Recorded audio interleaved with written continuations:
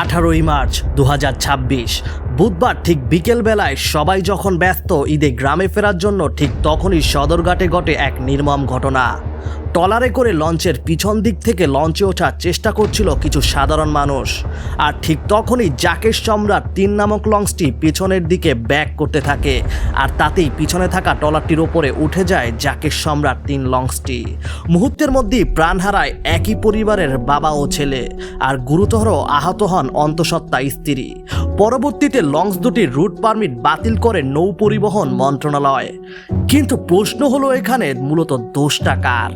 সেই লঞ্চ চালকের, যিনি পিছন দিকে তাদের উপরে উঠিয়ে দিল, নাকি নৌ পরিবহন মন্ত্রণালয়ের, যারা প্রতি ঈদে এই ধরনের ঘটনার জন্ম দেয় এবং যাদের থাকে না কোনো নির্দিষ্ট প্ল্যানিং?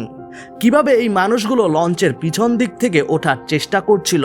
তাদের কি কোনো কোস্টগার্ড ছিল না এসব আটকানোর? লঞ্চের পিছন দিক থেকে ওঠার এই প্রবণতা সবসময়ই চোখে পড়ে সদরঘাটে, তবে এতে করে নৌ পরিবহন মন্ত্রণালয়ের কোনো উদ্যোগ থাকে না, যার ফলে আজও নিভে গেল তরতাজা দুটি প্রাণ। নাকি আপনি দোষ দিবেন সেই মানুষদেরকে যারা অল্প কিছু টাকা বাঁচানোর জন্য এবং দ্রুত যাওয়ার জন্য লঞ্চের পিছন দিক থেকেই নিজের জীবনের রিস্ক নিয়ে ওঠার চেষ্টা করছিল? প্রশ্নটা আপনার কাছে।